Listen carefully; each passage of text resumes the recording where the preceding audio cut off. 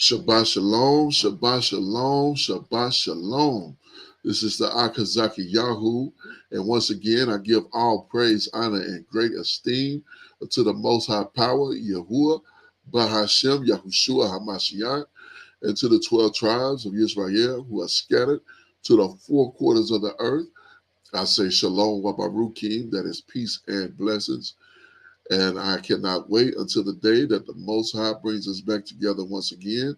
And we are once again 12 tribes, one family, one nation under the Most High power, under one covenant, yet once again. I'm joined this Sabbath day by my esteemed brother, Kenaniah. Shabbat Shalom, Aki. Hey, Shabbat Shalom, Maki. All praises to the Father for granting us yet another set apart day and also another new year. Hallelujah. Hallelujah. Yes, indeed. We did have a bid come in just last evening, and praise Yah for another new year as the spring is upon us, and we see the birds and the flowers and all of the new life has come into existence, and it is a barakah to see another new year uh, given to us by our own power. So, hallelujah. Today, we are going to get into Bereshit, back into Bereshit, into chapter number 32. And Abba willing, we're going to hit a few of these chapters, and a couple of these chapters, I should say, and cover some good ground and get some great information. Uh, so happy to be back on another Sabbath day and another new year. Just all praises to the Father for his wonderfulness in the name of the Messiah. Uh, let's go ahead and get to it. All right. So we can see in chapter 32, they give us the heading here, and it says, Jacob fears Esau. So this is going to be interesting. You can tell that by the title there. So Indeed. Indeed. yes, The saga continues. yes, indeed. Yes, indeed. Well, let's get straight to it. Bereshit chapter 32 and verse 1.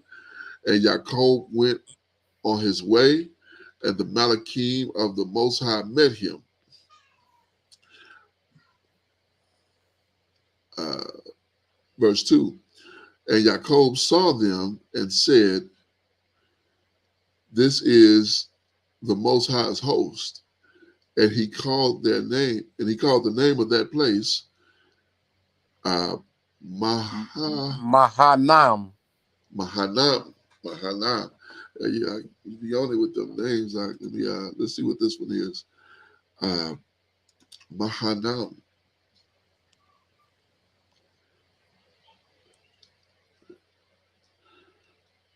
Let's see what this is. Two camps, a place east of Jordan, named for Yaakov's encounter with Melachim. Okay. Yeah, just what it says. It says a place in Palestine. So he's right close to Canaan, apparently, um, at this point. All right, verse 3. And Jacob sent messengers before him to Esau, his brother, unto the land of Seir, the country of Edom. You know, it's ironic. How did he know he would be in Seir when he was in, he was in Syria for all that time? And that's ironic.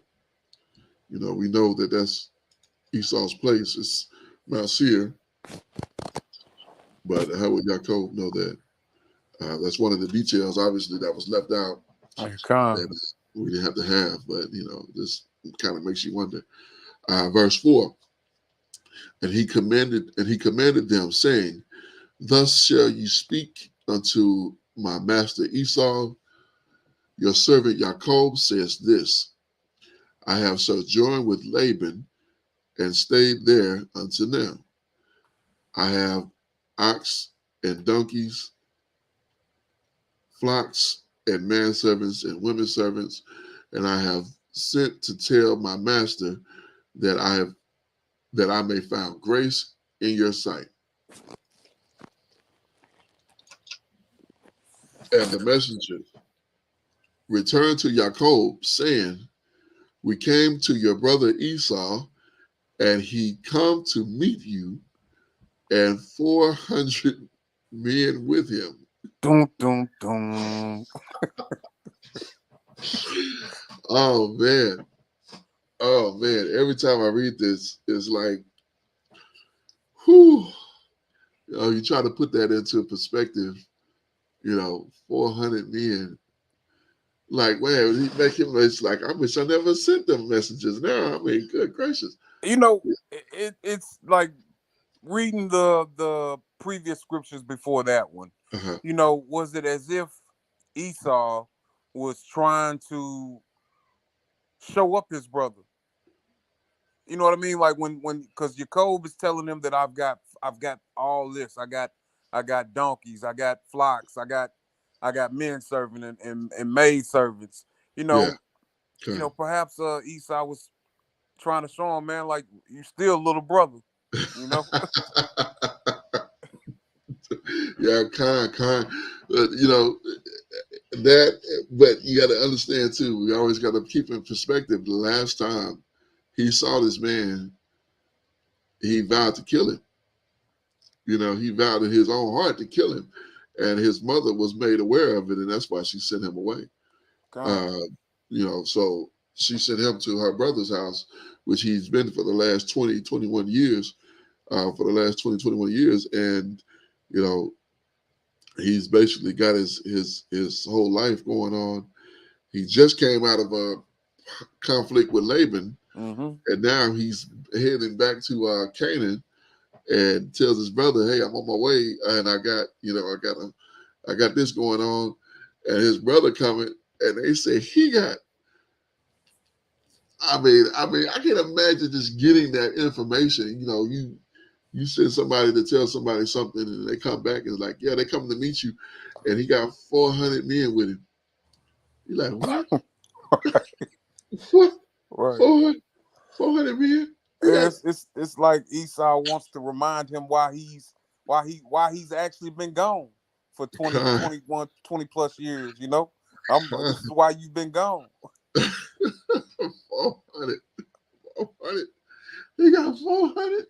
Right. Like, if he had 10 men, that would be like, oh my goodness. But, you talking, 40 men, you like, oh man, that's a whole bunch of people. But, if he just said 100 men, like, whew, he come back and say he got 400 men with him. Good grief. I mean, Right. yeah, I just imagine, Yaakov feeling at that time. I put myself in that position, and that's just an uncomfortable place to be. Somebody the last time they saw you said they was going to kill you, and then you traveling, and you hear that they coming, and they got 400 people with them. They got 400 men. I don't want to say people, because people can be men, women, and children. Mm-hmm. He got 400 men with him, grown Right. men. Right. And Jacob has a decision to make. As his forefathers, Isaac had a decision to make whether to be obedient. Abraham had a decision to make whether to be obedient. The Most Kind, High has given him a command to return to his father Isaac. yes, indeed. This could be seen as a deterrent from Yeah, being obedient. yeah. Is you gonna do what I say? Are you gonna trust me to do what I say, or are you gonna let fear take you to the other direction? And Indeed. so, some people would have turned back and went, "Hey, Laban, hey, Right. I'll serve another 7." Right. Exactly. Let us dwell peaceably. Right, exactly. So, uh, verse 7. Uh, then Yaakov was greatly afraid and distressed, and he divided the people that was with him, and the flocks and the herds and the camels into 2 bands. and said, if Esau come to the company, to one company, and smite it, then the other which is left shall surely shall escape. And I like his thinking, honestly, but uh you're talking about 400 people, and I don't. I mean, he could send 50 at one band and have 350 left. So I Right. don't really see any means of escape here, truthfully. So and I think in his mind he's trying to rationalize it, but in reality, I mean, you outnumbered, you outgunned, and I mean, if this turned into a fight, you there's no, I don't know how many servants he had total, but I mean, well, it's funny that you mentioned that because we know that it was that Yaakov went into Mizraim, uh, 70 souls. You know what I mean? So okay, it's less than that because Benjamin hasn't been born yet. You right, know, exactly. so it's So less than 70. People that he has. yeah, so he got his 4 wives, he got his 12 sons, his 11 sons, he got his one daughter, and then he's got his servants, man servants and maid servants that he got from Laban, and that's it. You know, if you're talking servants, reasonable servants, um, if he reasonably had 40 servants, that's reasonable. That's a reasonable amount.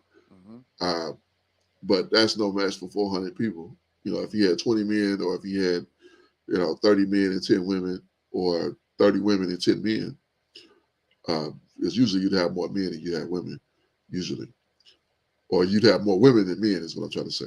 Con. Uh, but yeah, whew, 400, 400. That's a whole lot of opposition.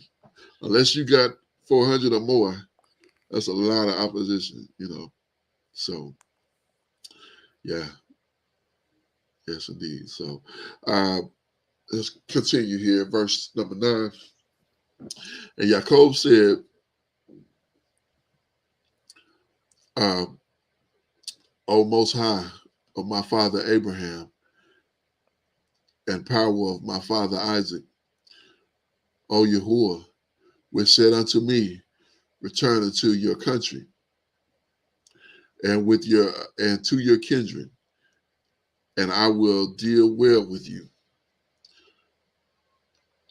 Verse 10, I am not worthy of the least of all the mercies and of all the tenth, or of all the truth, which you have showed unto your servant. For with my staff I passed over Jordan, and now I have come, I have become two bands. I'm afraid for him. I mean, just reading this. Verse 11, deliver me, I pray you, from the hand of my brother, from the hand of Esau, for I fear him, lest he will come and smite me and the mother with the children. And you said, I will surely do you good and make your seed as the sand of the sea, which cannot be numbered for multitude. Con. I'm listening to this prayer, Uh-huh. and we know that Esau was a man of the field. You know what I mean? Like he had been about that. Right. But that wasn't really what Yaakov was about. No. We know that his grandfather was willing. Abraham was willing to defy 5 armies. Uh-huh. For one soul. But we haven't read anywhere in here about uh Yaakov's physical prowess. You know what I mean? Okay. Like or being tested in battle. So Right. this is a prayer of mercy. Okay. Yeah. Yeah. We have not seen any sign of him being, you know, warlike really at all. And yeah, so that's interesting that you mentioned that. And so yeah, he just seeks, Abba, please have mercy and save me, basically deliver me from the hand of my brother. I fear him. I'm afraid that he's going to kill me and my children and my wives and my children. He said the mother with the children. Con. So yeah, I mean, he shows his great humility and in this situation. He don't try to, but at the same time, there is no room. If he'd coming by himself, it'd be a different story. But he coming with 400 men. All right. Like, I mean, I mean, that's that nothing enough to, about that to sounds make you really peaceful. You lose know what I it. mean? Not at all. Not at all. I mean, it'd be different if he was coming with, women and children and various, Right. You things of think that of nature. think of But a family reunion or something, but yeah, something like that. Like he coming with a band and he's gonna, maybe he gonna play or whatever, play a song and be happy that you return. all right. But no, we're not getting that. We coming with 400 men. Whew. And I kind of laugh out of just one of those. It's such a situation that you just gotta laugh because if it goes down, you know that it's over. Con. You don't have near the firepower. Even if all your servants had swords, All right. I mean, It's you like, got it's 400 men. all right. You're more than they've got more than 10 people for each man that you have. Exactly, exactly. So, Well, whew. quite maybe not quite that many, but uh Well, I think that's about right because I think men wise is him, and he probably only has about maybe 10 to 20 servants, male servants. Rough. con. I don't think he left there with 100 servants. Uh, I don't think he has near that many. But even if he did, this dude got 400 men. And what's a servant that's been serving somebody else for all this time? You know what I'm saying? So yeah. Uh, verse number 13. And he lodged there that same night and took that which came into his hand and presented for Esau, a present for Esau, his brother. So now he's going to, gather a present, a gift for him. Uh, Now, check this out. Now, this is what he's giving away from all that he acquired from his uncle. 200 she goats, 20 he goats, 200 ewes, and 20 rams. 30. I think this is the male camel, and their coats. 40 kine, and 10 bulls, and 20 she donkeys, and 10 foals. Well, So I mean, to give away 200. yeah. I mean, to me that's a lot even in today's standards, you know what I mean? Absolutely, absolutely. So that's just I mean that he didn't say he gave half; he gave basically some. All right. So to give away 200 females, uh, and maybe it was more than like 10 or 20. I mean, it could have been a few more than servants that he had because they had to deal with these herds and help him with that as he while he was with his uncle. But to gather 200 goats, I mean, this would be a almost a day of work. Seemed like to gather all of this together. Still with me? Up? Yeah, con. Oh, okay. I thought I lost you. Kind. Yeah, yeah. It seemed like that would be about a day of work of to do all of that. Uh, Verse 16. And he delivered them into the hands of his servant, every every drove by themselves, and said unto his servant, Pass over before me, and put space between drove and drove.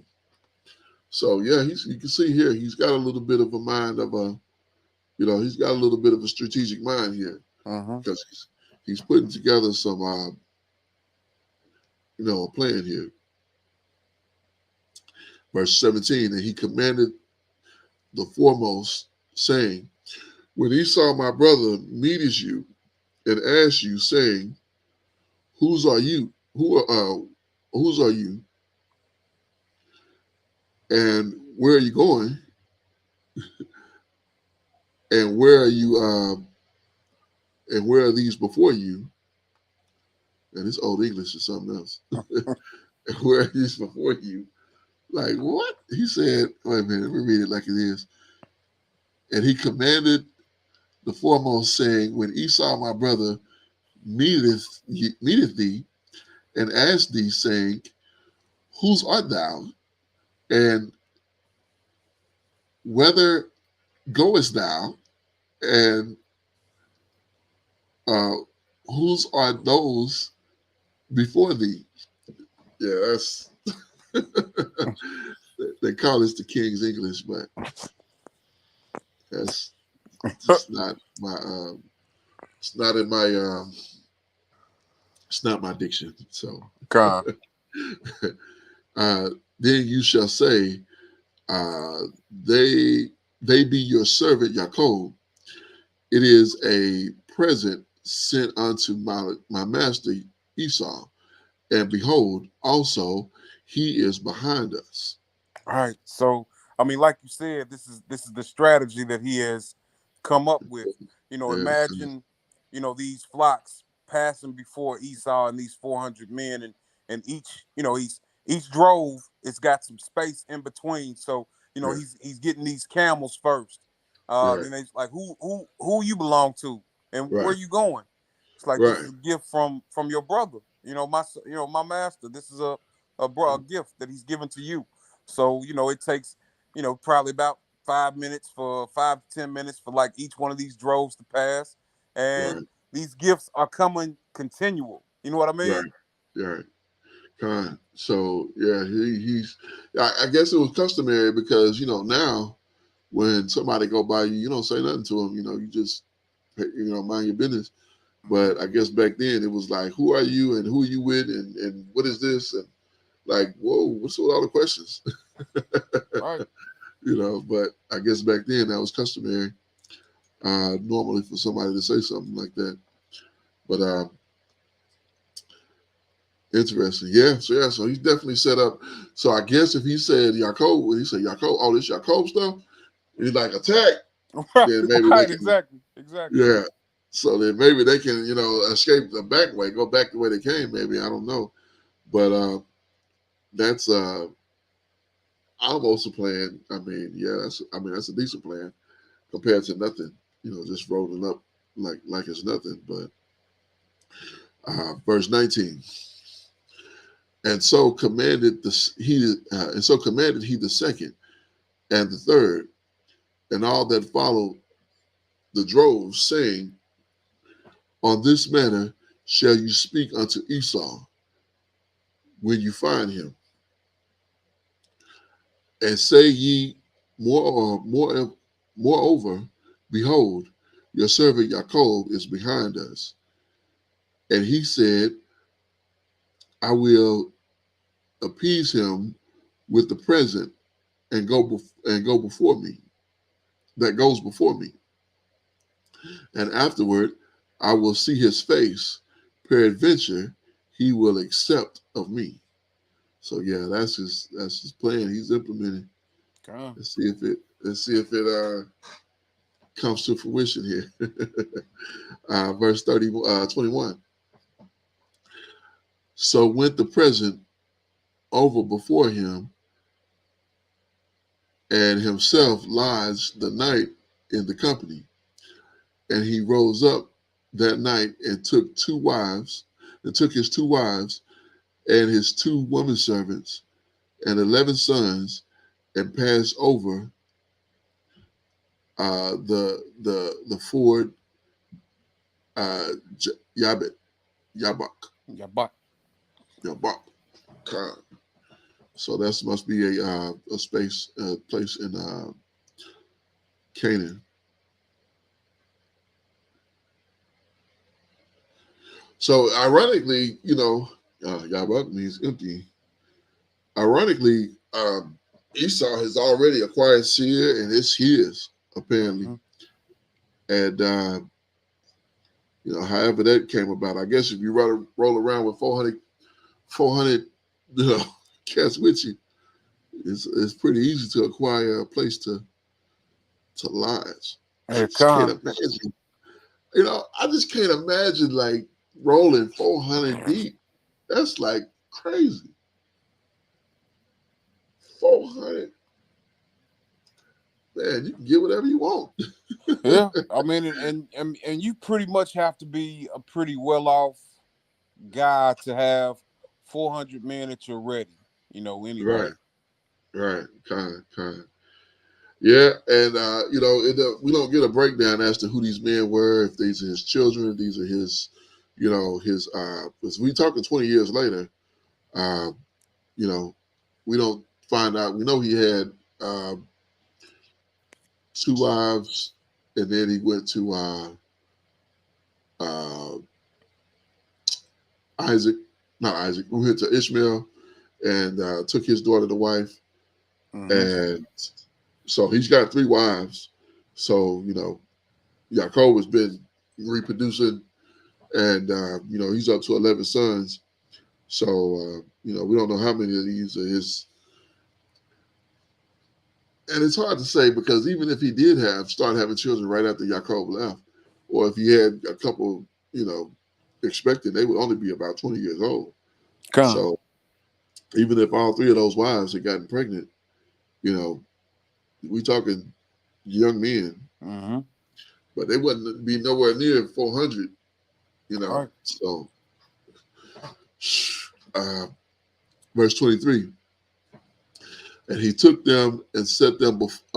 He took them and sent them over the brook, and sent them over that he had. So he's making a space here, and I was thinking he was keeping the women with him, and the women and the children with him, and sending the servants in the front. So we get a new headline here: Yaakov wrestles. So for those of us who familiar with this, let's go into the account here. Verse 24. And Yaakov was left alone, and there wrestled a man with him until the breaking of the day. And when he saw he prevailed not against him, he touched the hollow of his thigh, and the hollow of Yaakov's thigh was out of joint, as he wrestled with him.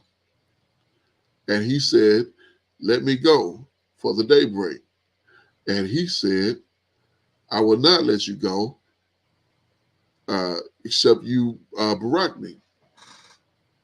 Yaakov said, Give me a barakah. Mm-hmm. And he said unto him, What is your name? And he said, Yaakov. And he said, Your name shall no more be your name shall be called no more Yaakov, but Israel.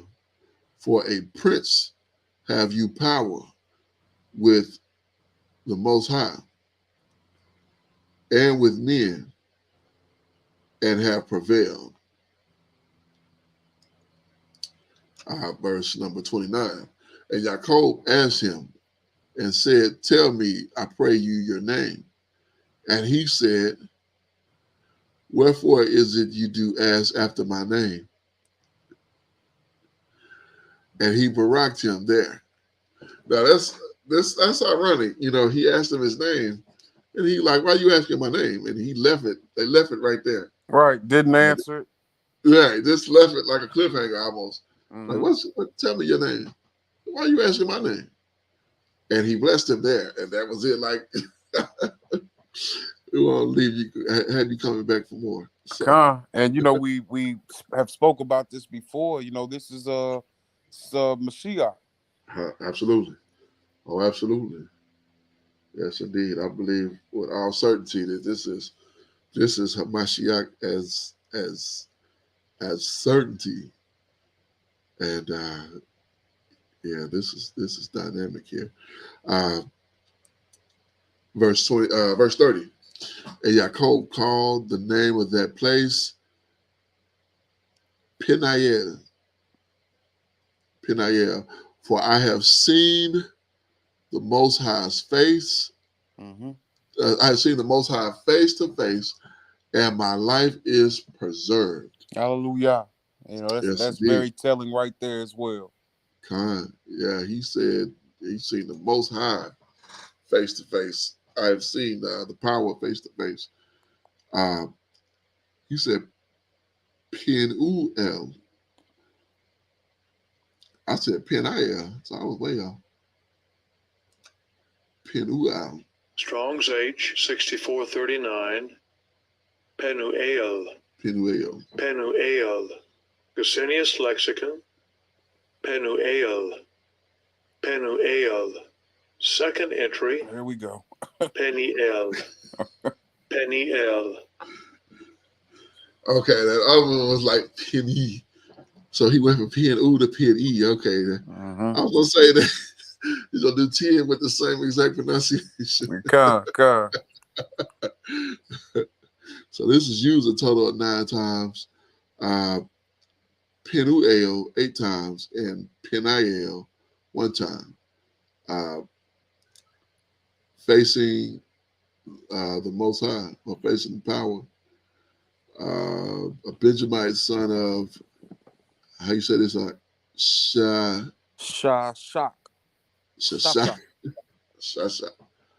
Brother of, man, I can't even. IPH. I don't even know what it's. Wow. Aphidia. See, when I see an IPH, I'm like, I don't even know. Right. I don't have a clue. Is that I even pronounced, or is that like Pi? I don't know. Family of Shaw. Yeah, that's something else. So yeah. Let's see what else. Anything else in here that would be pertinent? Okay, so we can move on. Go ahead and finish this chapter on up here. It says life is preserved. And verse number 31, it says, and he passed over Peniel, the sun rose up upon him, and he halted upon his thigh. So his thigh still sore, even though he got, he got the touch on it. I thought that touch would have made it, all good. Verse 32, therefore the children of Israel eat not the sinew with shank, which is upon the hollow of the thigh, upon until this day, because he touched the hollow of Yaakov's thigh in the chinook, and that shrank. That shrank. I'm trying to think. Not the sinew.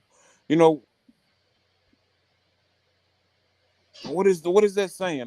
Like, what is it that our ancestors forgo or didn't eat? So basically, of any of the animals, the clean animals that we eat, we don't eat the thigh. It's the top portion that where his thigh would have came out of joint. Remember that Ak was telling us about it last week. He knew about it.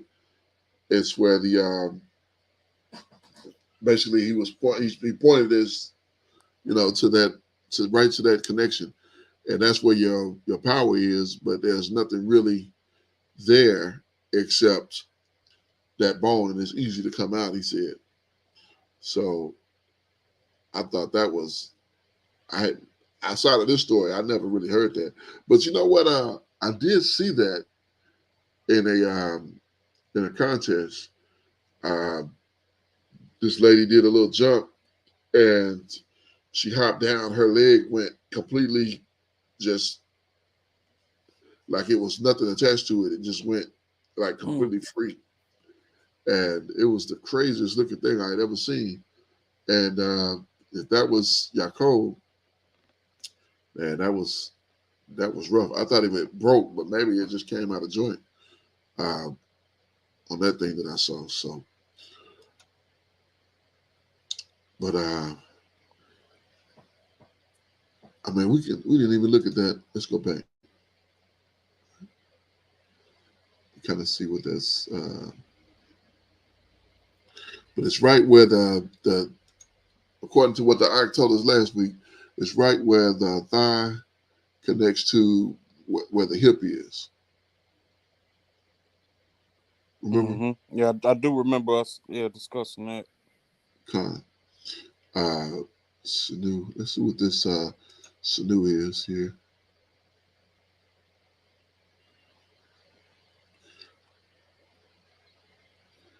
Gahid.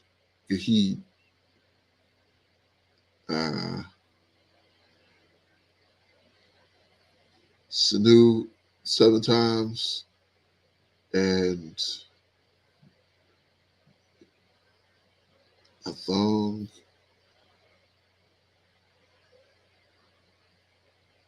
By our attendant.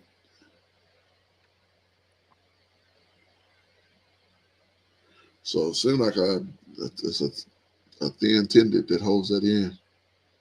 Let's say thong. I know thong means something small. That's compressing.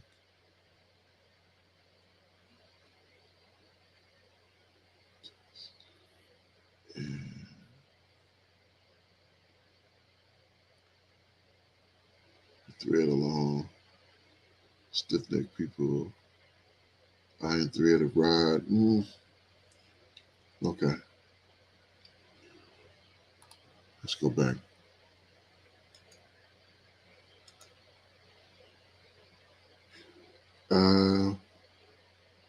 Let's see what this shank is.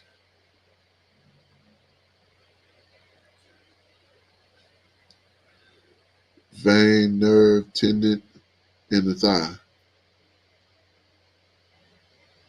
This is Nushek, S-H-E-K, Nushek. Nashek.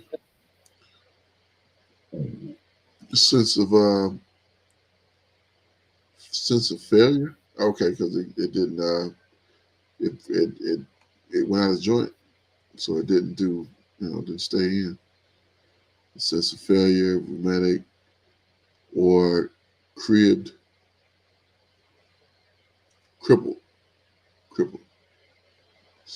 P-P-L-E-D. From the incident of Yaakov, which shank.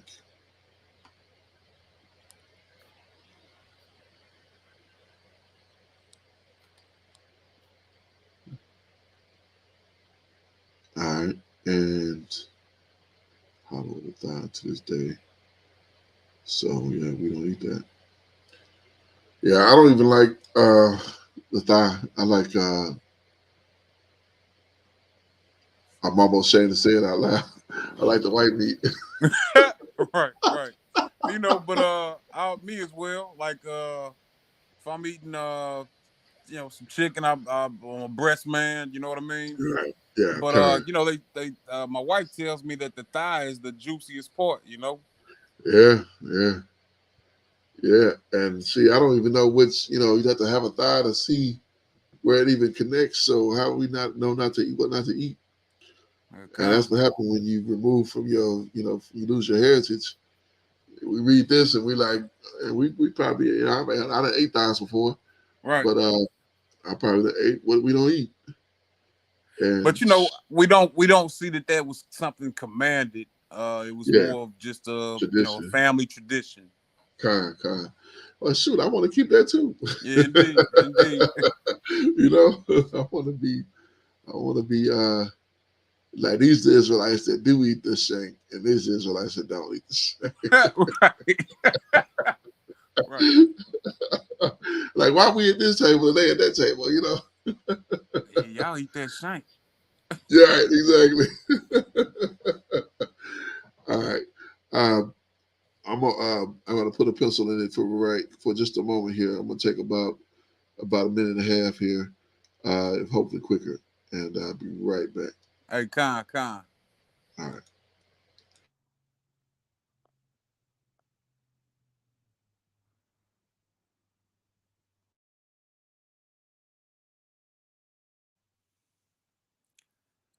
Yahweh is mighty.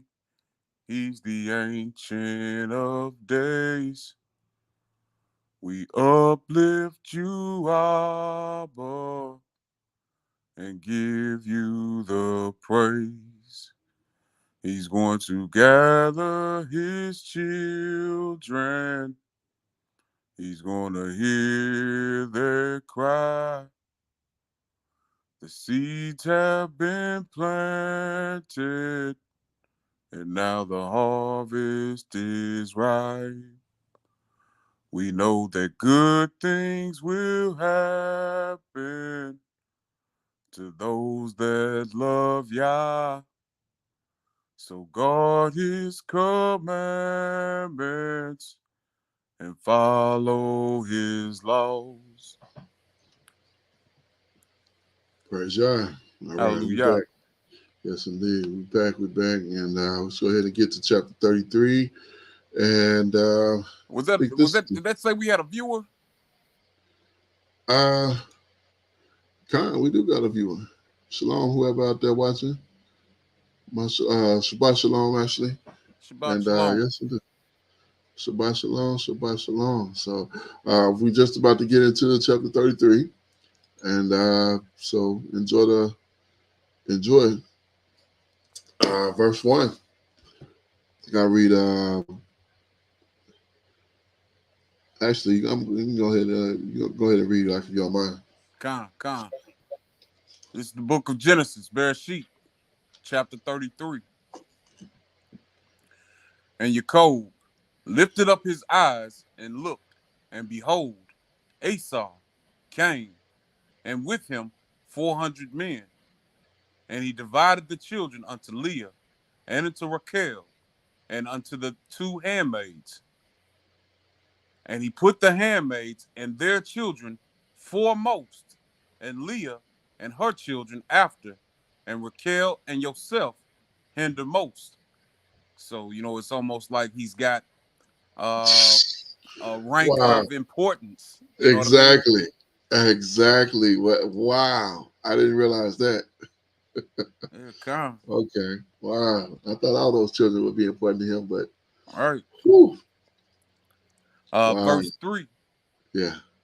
And he passed over before them and bowed himself to the ground 7 times until he came near to his brother. And Esau ran to meet him and embraced him and fell on his neck and kissed him, and they wept. Wow. Wow. It's Praise God. it's a powerful homecoming, man. Yeah, that's a reunion there. He ran to meet him like he was happy to see him. Like, man, so he done all of that anger has subsided apparently. Mm-hmm. So praise y'all for that. Indeed. Verse 5. And he lifted up his eyes and saw the women and the children and said, Who are those with you? And he said, The children which the power hath graciously given me, given thy servant. Then the handmaids came near, they and their children, and they bowed themselves. And Leah also with her children came near and bowed themselves. And after came Yosef near, and Rachel, and they bowed themselves. Mm. And he said, "What meanest you by all this droves which I met?" And he said, "These are to find grace in the sight of my master." And Esau said, "I have enough, my brother. Keep that, keep that thou which hast unto thyself." And Jacob said, "Nay, I pray thee, if now I have found grace in thy sight, then receive my present at my hand. For therefore I have seen thy face as though I had seen the face of Elohim of the power. And Oh, gosh. right, and thou wast pleased with me. Take, I pray thee, my blessing that is brought to thee, because the power hath dealt graciously with me, and because I have enough." And he urged him, and he took it. Wow. So, and I wouldn't, just remembering, the previous chapters before Jacob has left, the whole Esau selling his birthright for porridge. You know Mm. what I mean? Like Right, it's almost like, this is a let's make this situation right. You know what I mean? And, right, and right. Esau it's like, man, I got enough, man. It's like he's matured a bit, Yeah, yeah. It seems like that, and like that brings me to another script.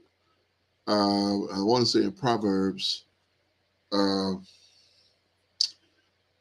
uh, Help me remember a gift.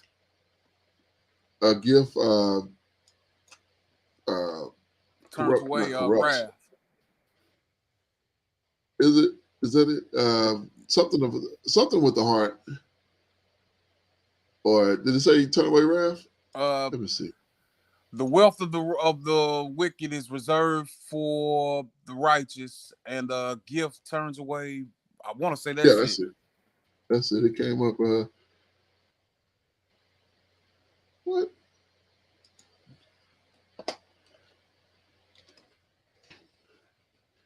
Yeah, Proverbs 21:14.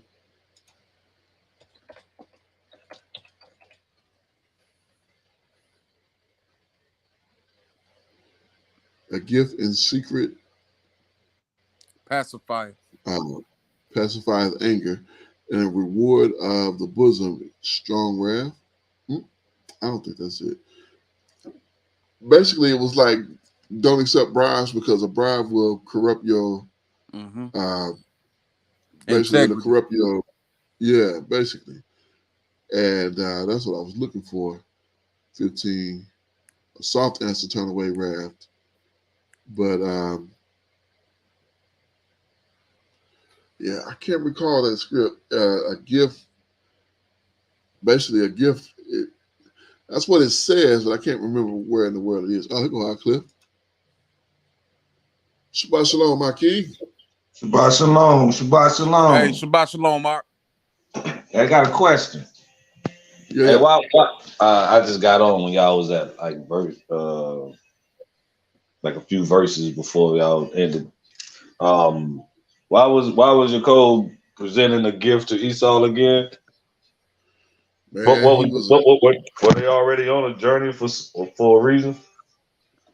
Yeah, the whole reason they had left, was because Esau had vowed to kill him, and so his mother told him to, head on out and go to her brother's house, and for a little while. It was supposed to be for a little while, and he ended up staying for 20 years.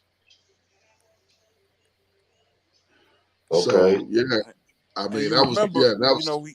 Salaki, go ahead. Go ahead, go ahead. Well, you remember that Esau had sold his birthright to Jacob, and he had also deceived his father, and when his father was giving out the blessings, Isaac was giving out the blessings. His mother helped him disguise himself helped disguise Jacob like he was Esau. Like she gave him the hairy lamb's hair to make him feel like he was hairy. So Mm-hmm, Esau had vowed to kill him. mm-hmm, So, at this point, Rebecca sends him away to her brother Laban in Syria. And, while he's there for the 20 years, he acquires all this wealth. Mhm. The Most High has blessed him and it has increased him.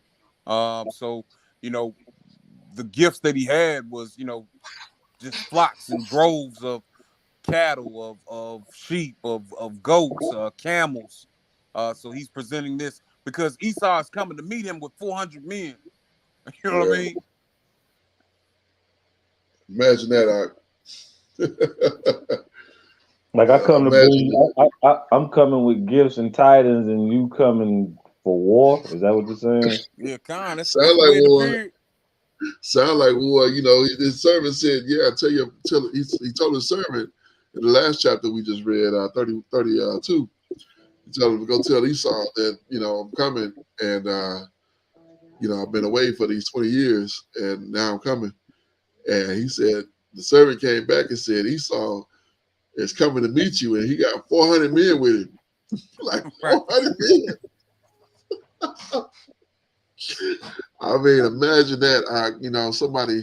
Somebody who your last thing you heard about them was that they was gonna kill you, and now they're coming to meet you with 400 men. Yeah, it must be true. Man, And it's like, he's pretty much he's sent over these gifts before him, and put a little space in between like each one of these droves, of each kind. And Esau is asking the servants, like, who do you belong to, and who does this livestock belong to? This is a gift from your brother, my master, and this is for you. Jacob has also placed his family in importance. He's placed his handmaids and their children in the front.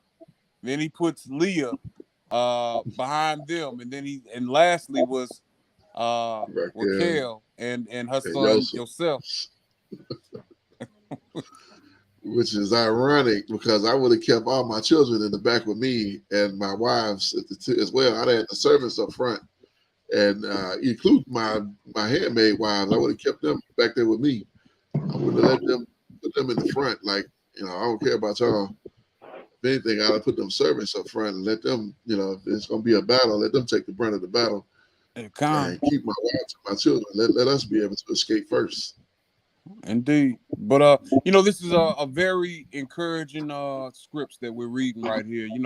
So often brothers fall out and on terms that are not speaking, and terms that appear to be unfriendly. You know what I mean? Like the last time that some people might have spoke to different brothers, man, might not have been good terms, but time has a way of healing those wounds a lot of Right. times, man, and all praises to the Father. Yes, indeed. Yes, indeed. That's interesting you bring that up because I used to listen to a man, and he said something that stuck with me to this day.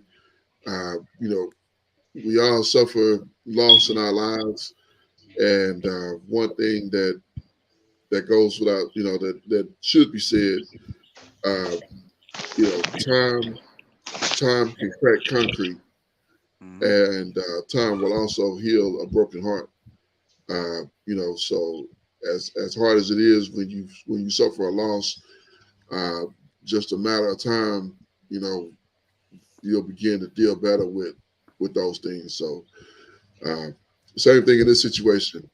It's been 21 years since these two brothers have seen each other, and when they finally come together, they hug and kiss each other, and they greet each other, and they're actually happy to see each other, even though the last time we heard about Esau, he vowed to kill his brother, and that's, I'm not gonna say that's far away from him because I don't think he showed up with 400 men for nothing.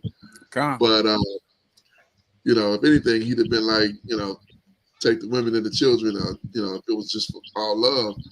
But I think when he actually saw his brother, it went a different way. He was happy to see him.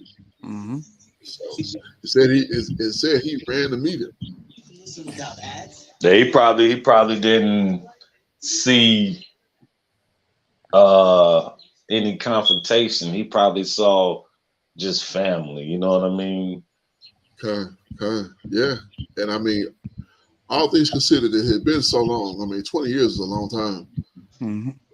Number one, and number two, uh, he had already, he sent the messenger to Mount Seir. So when Jacob had left, they were in Isaac's house. So when Jacob left, Esau was there with his wives. So apparently he's left the father's house. He's left Isaac's house and went and got Mount Seir. And we know he had three wives. When we last saw him, he had three wives.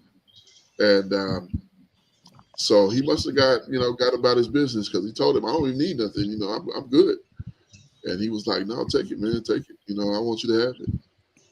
And so he did. But I guess maybe he kind of moved on with himself and got himself established, and so he wasn't really tripping about that. Like, I guess that really wasn't what I thought it was, kind of that thinking. So let's go and get back to it here. I believe we're ready for verse 12. Okay, go ahead. This is the book of Bereshit, chapter 33, verse 12. And he said, let us take our journey and let us go, and I will go before you. And he said unto him, my master knoweth that the children are tender, and the flocks and the herds with young are with me. And if men should overdrive them one day, all the flock will die. Let my master, I pray thee, pass over before his servant, and I will lead on softly, according as the cattle that goeth before me, and the children be able to endure, until I come unto my master unto Seir. And Esau, now you see what he's doing here. he doesn't want to put his back to him. Yeah, he said, you go ahead of me. Like, yeah, you go on ahead of me, and I'm gonna take my time, because we've been traveling a long ways. So you go ahead and let me just take my time. And Esau like, yeah. So he's even though he showed him this love and embraced him and all this good stuff, he's still not letting his guard down. Indeed, but what has he been shown the last 20 years? He's been deceived by men. Laban has changed his wages 10 times, and it has deceived him in regards to his first wife. Right. It's what the world has taught him. Absolutely. This is definitely it's smart on his part. Using some wisdom and not just, oh, he hugged me, we all good, okay, no problem. As soon as he turned his back, whack. Cut him down. Exactly. All right. Verse 15. And Esau said, let me now leave with thee some of the flock that are with me. And he said, what needeth it? Let me find grace in the sight of my master. So Esau returned that day on his way into Seir. And Jacob journeyed to Succoth and built him a house and made booths for his cattle. Therefore, the name of the place is called Succoth. Kind of pause right there. So verse 15, he said, and Esau said, let me leave you some of the folk that are with me. So he's saying, look, I think this is smart on his part, but I think Esau had it in for him. He said, let me leave some of my people with you. Like, all right, as soon as he, at this point, fall on him. You know what I'm saying? Right. That's basically what he was saying. And Jacob was like, no need. What is the need? Like, I don't need any of your people to go ahead and go on about your business, and I'll catch up with you. I'll come up to Seir and check out your spot. Everything will be good. And so, man, that was I just imagine what Jacob was feeling, because at the same time, even though they embracing all of that, he still got 400 people with him. Right. 400 men. I keep saying people. I mean to say men. And his intention obviously is not what it could be. And even though he hasn't attacked him. Go ahead, Indeed, and you know, he still got his wives and his children with him. So, you know, the whole his whole meaning is keeping them protected. You know, that's got to be a forefront of his mind. Let me keep my family protected, man. You go ahead and take the men with you, man. You know. Yeah. Like, let me leave some of my, and see, and here's the thing too. Well, they was already in Canaan, but you know, Canaan is home, but they was small in number. I mean, it was only them two out of the house of Isaac, Mm-hmm. you know, and of course his servants or whatever the case. But outside of that, I mean, it was only them two boys, and you see Esau done got himself well established in Seir, and Jacob telling them, how did Jacob even know he was in Seir? He said, "I'm gonna come to Seir." What did he say? Yeah, I come unto my master unto Seir. So basically, he said, "I'm gonna come to Seir to see you." Mm-hmm. Indeed. You know, and so how did he even know that's where he was at? But that's where he sent the first servant in the first place, which is how he knew to come, you know, load it up for him. So go ahead, verse 18. Khan. And Jacob came to Shalom, a city of Shechem, which is in the land of Canaan, when he came from Pandanaram and pitched his tent before the city. And he brought a parcel of a field where he had spread his tent at the hand of the children of Hamor, Shechem's father, for 100 pieces of money. And he erected there an altar and called it Elalo Israel. We got to see what that means. It's something with the Most High. Yeah. Let's see what this is. That's I don't recall that. The home of Elohei Yisrael. Elohei, Elohei, Israel. Let's see how they pronounce it. Strong's H415. El Elohi Israel. El Elohi Israel. Elohei Yisrael. The mighty power of Yisrael. Okay, Khan, I like that. Elohim Yisrael, the mighty power of Yisrael. Name given to the altar located by Jacob. So I think this must be the only place we see this. Yeah, Khan. Yeah, because I have not seen that before. Strangely enough. Yeah, because this is the only place, 33 and 20. So, strange. It seemed like that would be, you know, something that we see often from this point. But man, God, so lucky. I think I want to put that on a shirt. I like that. I know that's nice. You know, when you read it and get what it means, it's like the Holy one of Israel. Like, what? Mighty. We need that. Yeah, that's the one. So I think we got room for one more. We just at 103. And let's see what 34 is, how long it is. I think 31 verses. 31, yeah, we can run through that real quick, pretty quick, I think. Y'all up for it? Yeah, Khan, indeed. Khan, all right, well, let's go and get to it then. Go ahead, Pico, go ahead. I'll let you, not let you, I'm sorry, I mean, like you will. That's all good, brother. It's all good. It's a pleasure. It's a pleasure. It's the book of Genesis, chapter 34, Bereshit, chapter 34. And Dinah, the daughter of Leah, which she bare to Jacob, went out to see the daughters of the land.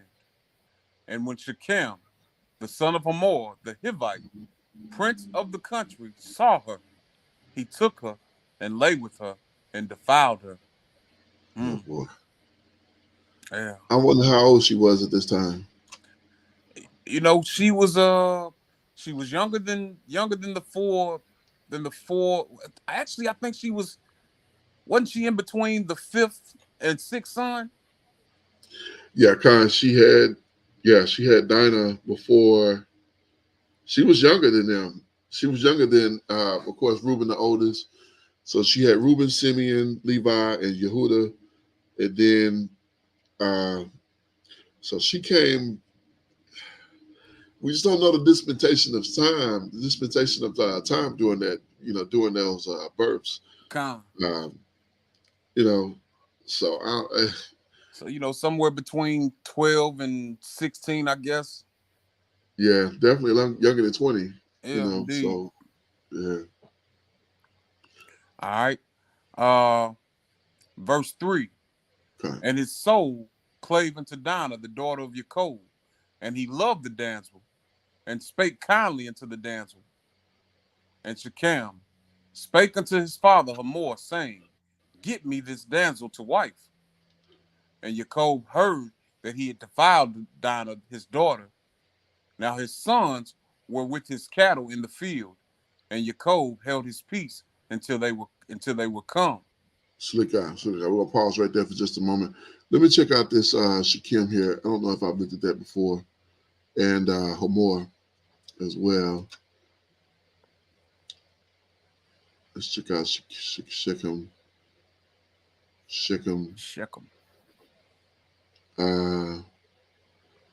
Back or shoulder.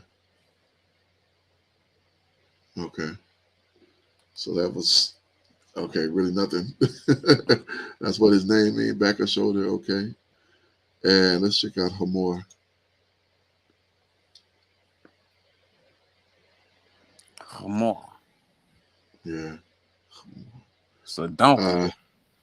Wow. Wow.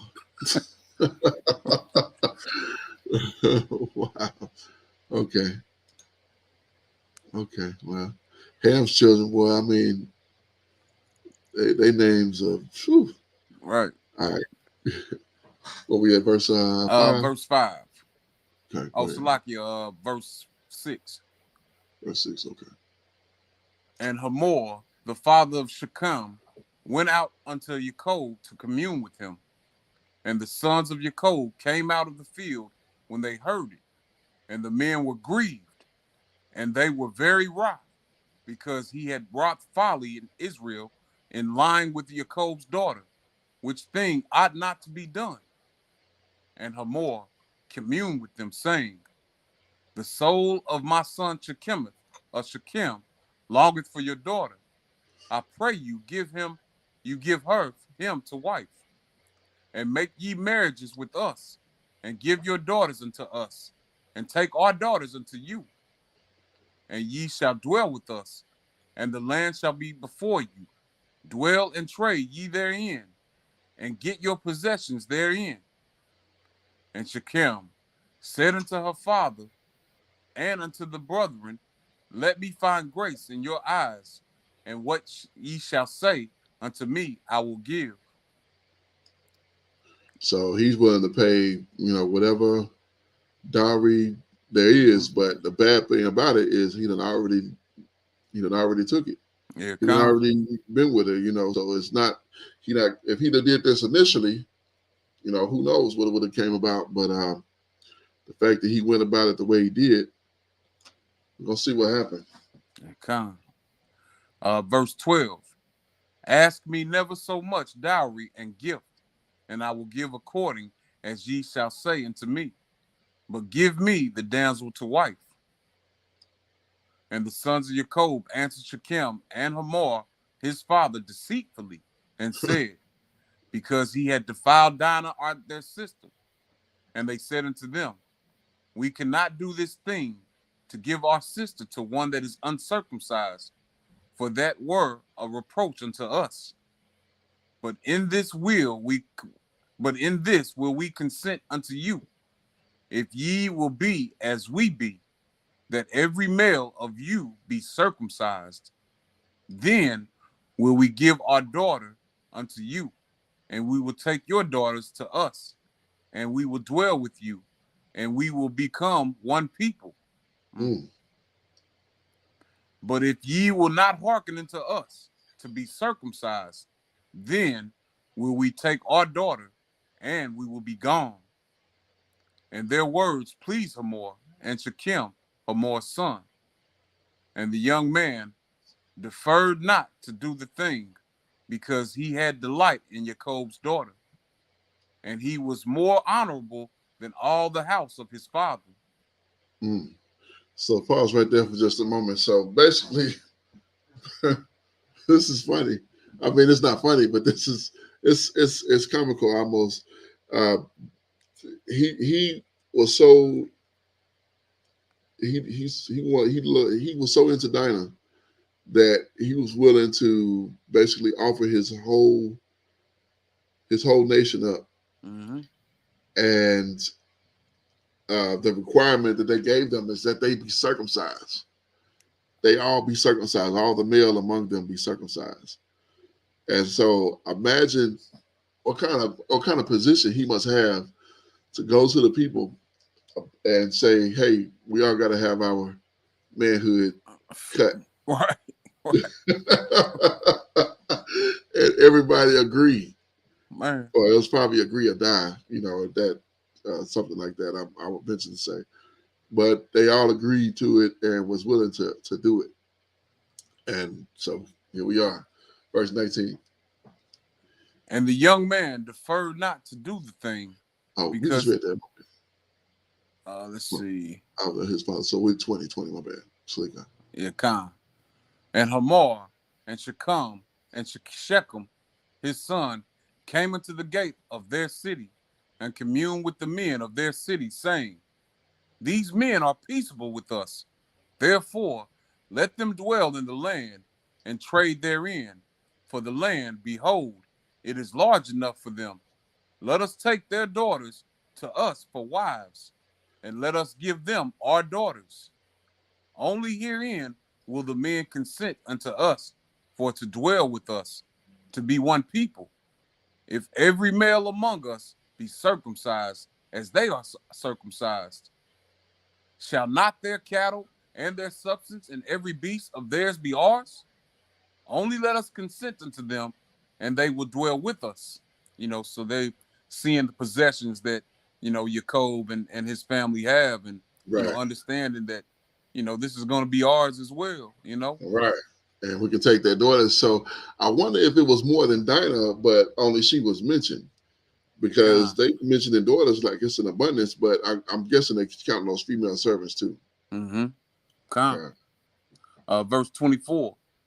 And unto Hamor and unto Shechem, his son, hearkened all that went out of the gate of his city, and every male was circumcised, all that went out of the gate of his city.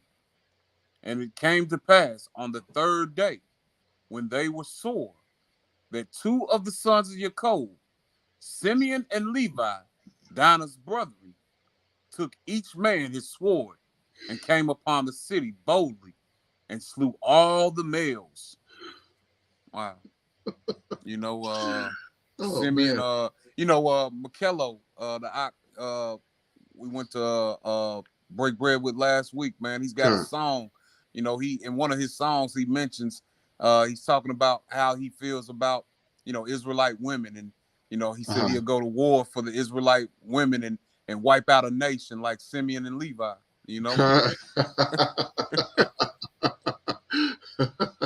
That's pretty good. Yeah. Yes, indeed. Verse 26.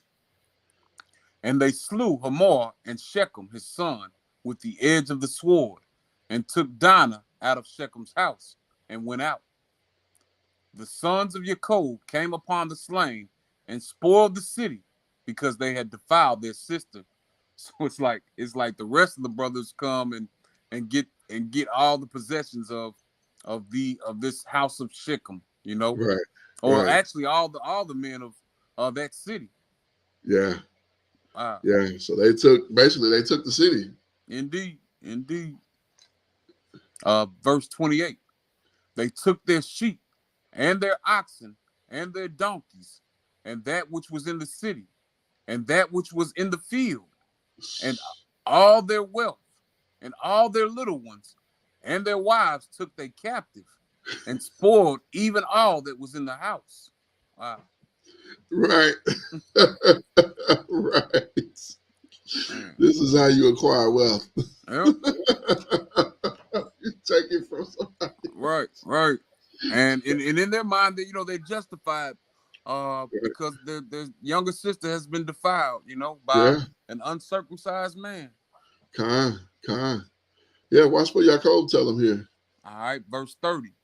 And Jacob said to Simeon and Levi, ye have troubled me to make me stink among the inhabitants of the land, among the Canaanites and the Perizzites, and I, being few in number, they shall gather themselves together against me and slay me, and I shall be destroyed, I and my house. And they said, should he deal with our sister as with a harlot?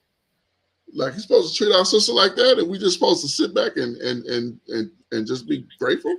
Right. Like, no, we're not doing that. So yeah, they did not appreciate that one bit, and Not they at took all. it out on them fully and intently. I mean, they came with swords, and two brothers. They basically chopped them up completely, but laid them all down, took all their possessions and they women and they children. Wow. I mean, and I know they said initially that they had answered deceitfully. But what if? I mean, what would have been the outcome if they would have really did that? If they would have really united with that Canaanite tribe. Yeah, Con. I don't think it was in the plans to be. You know what I mean? Never. It never was in the plans. Because what ended up happening with the Canaanites and afterward, they were almost wiped out. Yeah, But we're still dealing with them to this day in that same land. Mm-hmm. Not in the same land, but in that in those surrounding areas there. So, but praise God, man. That was a good bit of reading there. We got through 3 chapters and got some good understanding. I know it had been said before that he had raped Dinah, and really don't see that that's what the case, that it was actual rape, but more along the lines that she was interested in and checking things out, and somehow or another she ended up in his tent. Yeah, Con. Did he take her and force her? We don't see that, but we do see that he laid with her, and that did defile her because he was not a who she was intended for. So him, his. Oh, go ahead. No, I'm just asking. So when we read it in this context,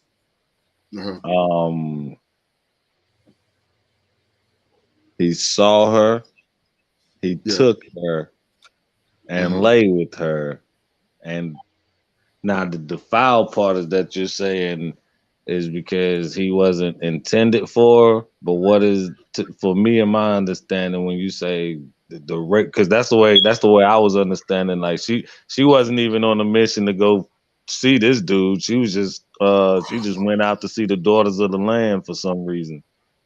Yeah. So she ran into, so in my mind, he run across her. It just reminds me, it just takes me back to the times when, here in this land of captivity, when our sisters would may dwell off into the land or the field or something, and one of them white men seen her in the field and took her and raped her, and she came back to the house like, yo, what happened to you? Yo, I just ran across one of them white men out there and they took me. And then now the brothers is like, they did what? Like, right. Yo, let's go see this dude. And now they like, oh, I did, and you know how they used to do. Oh, I didn't do. She didn't. I didn't do that. It wasn't like that.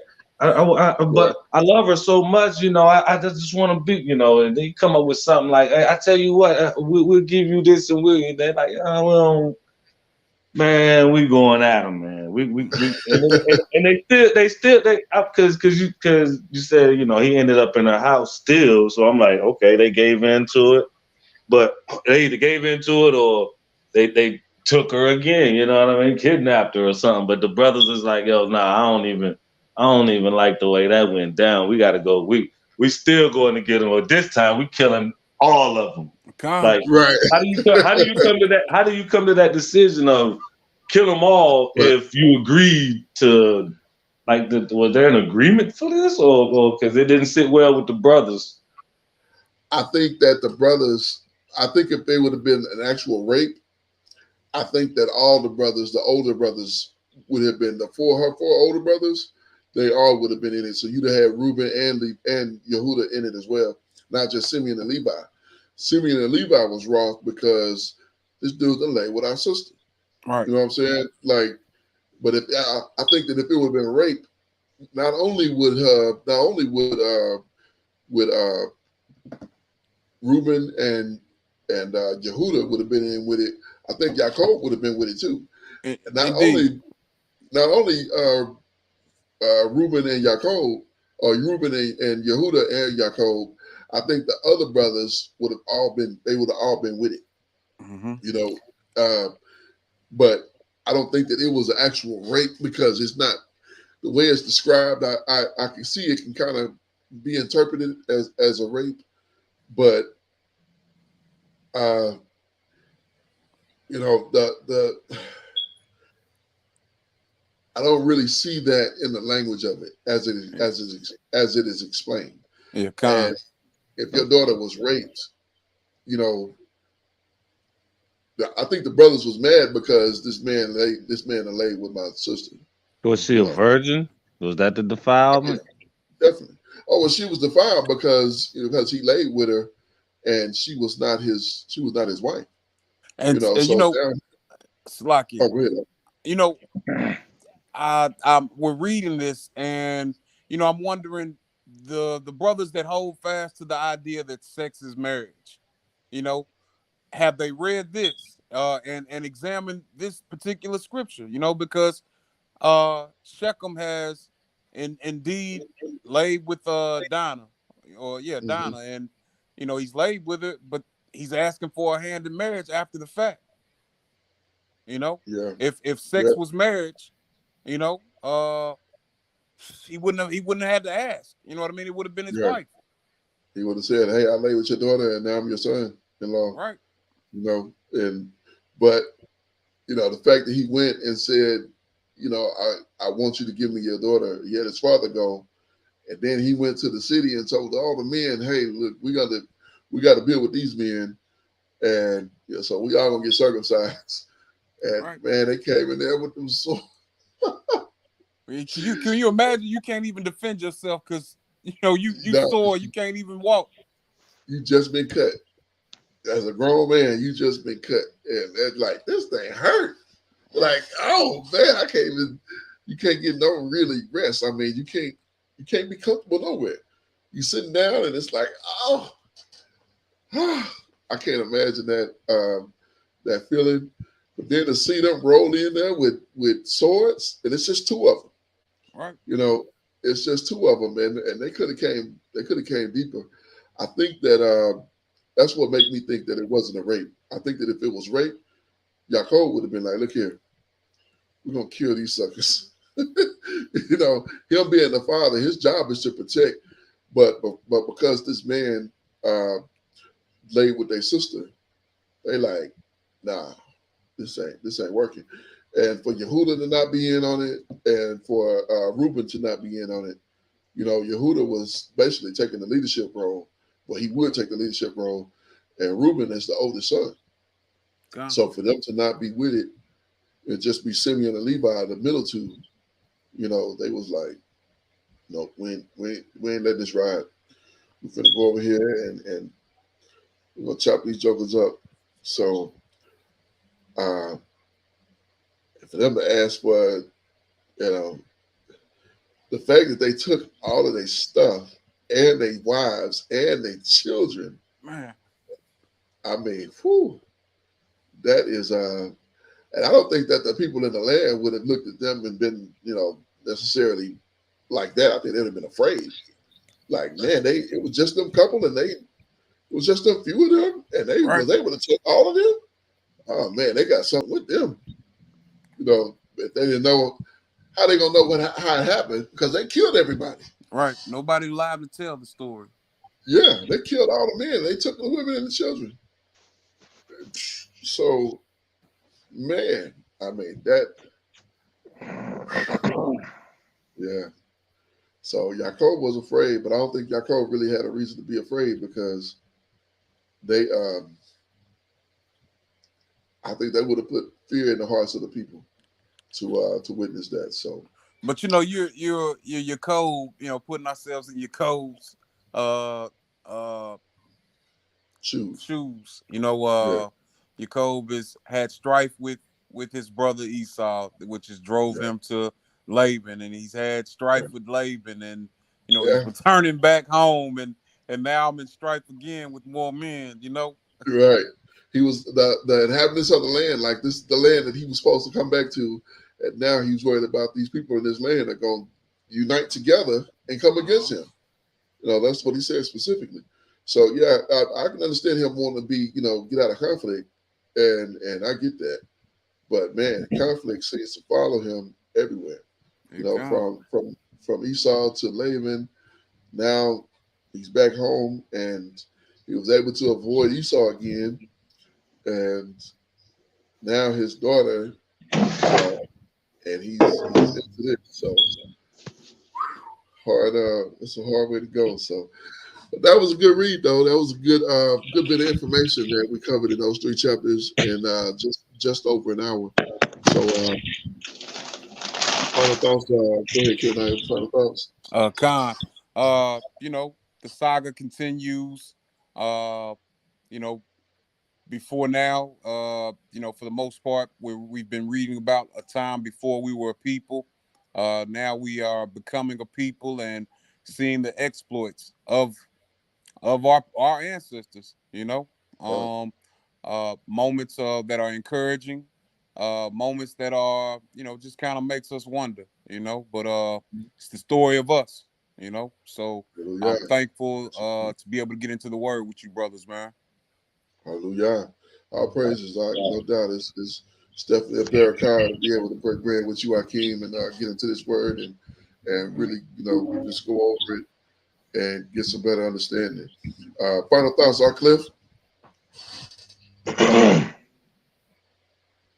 Well, at one point, I was in here before I got on the call. I was in, like I told, I had my little praise mode by myself, and it's always a good feeling. I always hold on to this truth. Now I can't put I was about to put my finger on it if I pull it up through but I gotta remember it. But greater love have no man than this, than a man lay down his life for his friend. Okay. For his friend. He ain't say his brother, his cousin, his mother, his sister, but a friend. You know what I'm saying? So I want that love, and I'm like, that this word, this word is always a reflection of the love we should have amongst the community. Like even when we see them go to war, they go to war on a righteous note. You know what I mean? Like it's never we need to go to war to steal, or we need to go to war to, you know what I mean? It's always a given order, either from the Most High or a way of honor. You know what I'm saying? Nothing dishonorable. You know what I'm saying? So when I think about the position our people are in, when we're constantly killing each other, and it's like, yo, I'm just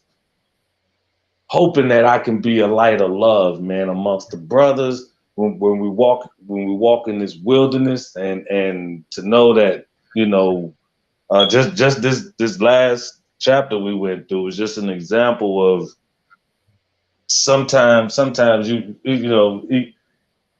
we gotta bring our anger or our decisions back home before we move. We gotta before we move on something. You know what I'm saying? So it was just because I don't know, man. I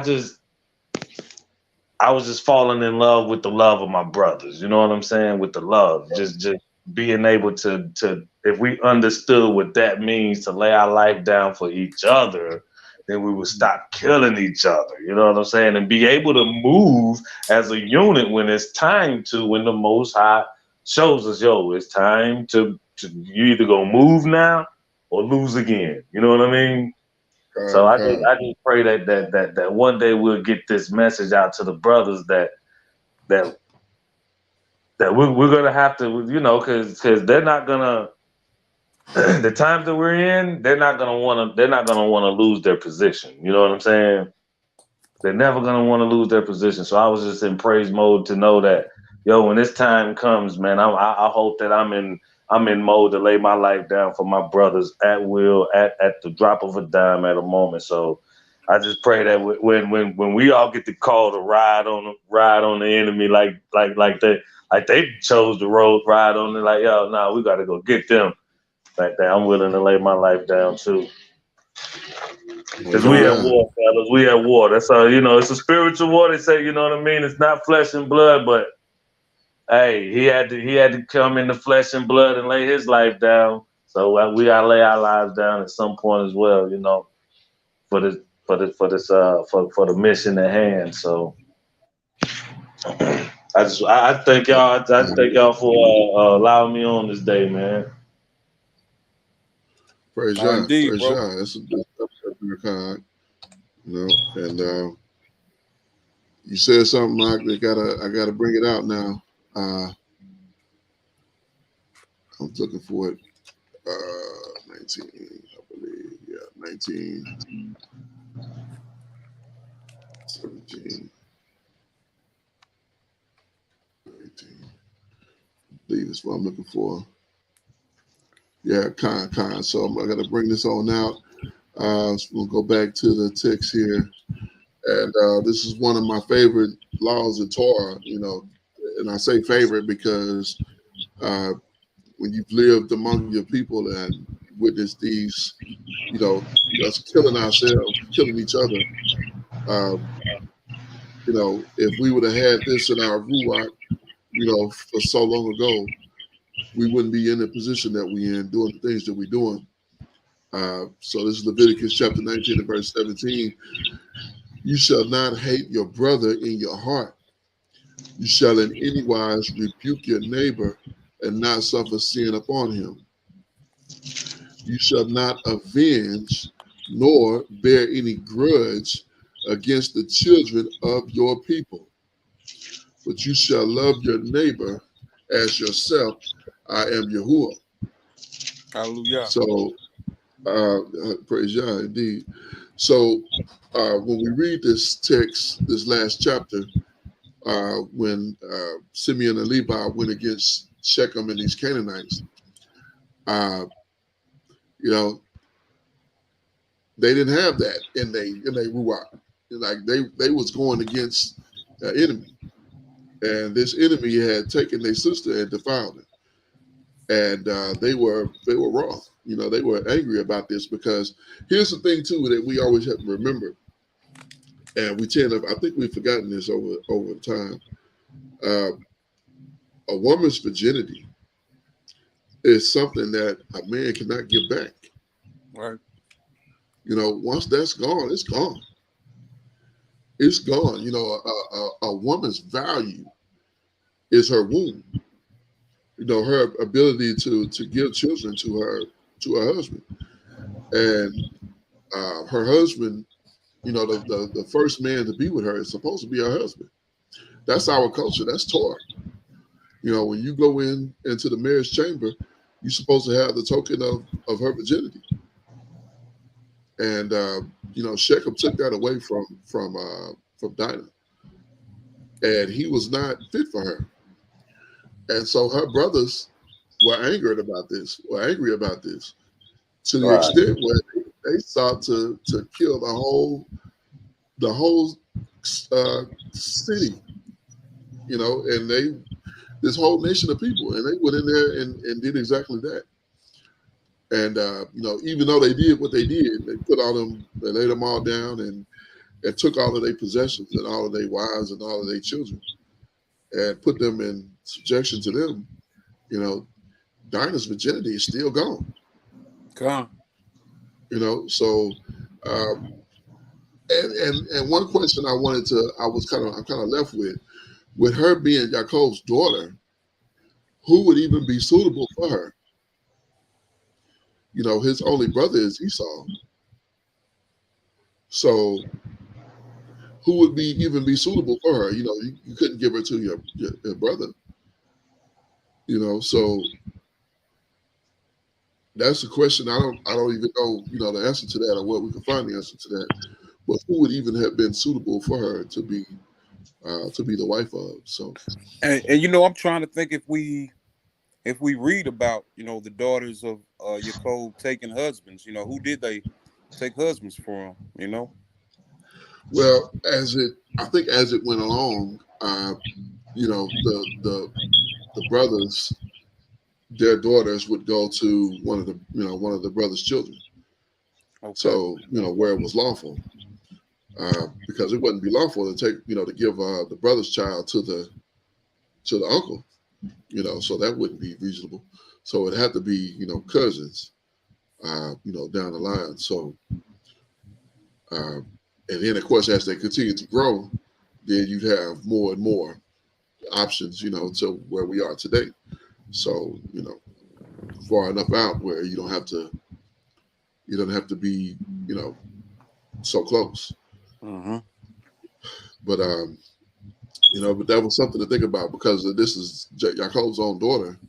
Who would even be suitable to take her as a wife? In a lawful manner. It had to be a son of Esau. That would be the only suitable, but Esau wasn't suitable. None of his people are suitable. So, I don't know. We're gonna have to I don't even know if that's a question that we can even legitimately answer. We don't get an answer as to who Dinah ended up going to and the children that she had or any of that information. We don't get any of that. So but we had a great read. It was a great study, and it was a barakah to get into this word. And thank the Most High. All praises to the Most High, and thank the Most High. All praises to the Most High again for you, my brothers. For being able to get in here with me, and for us to really get into this thing and really get some understanding and just grow in this word. All praises for that. And for another Sabbath day, and for another new year, another new month, new year. All praises to the Most High for that, and I'm just thankful. I'm just thankful for all of it. And I'm gonna go ahead and end here and give all praise, honor, and great esteem to the Most High Power, Yahuwah, Bahashem, Yahushua Hamashiach. And to the 12 tribes of Israel who are scattered to the four quarters of the earth, I say Shalom Wabarukim, that is peace and blessings. And I cannot wait until the day that the Most High brings us back together again. And we are once again 12 tribes, one family, one nation, under the Most High Power, once again under one covenant. And until that time, Shabbat Shalom, family. Shabbat Shalom, Israel. 12 tribes, one nation. 12 tribes, one nation. One nation. Hallelujah. Hallelujah. Shalom, family.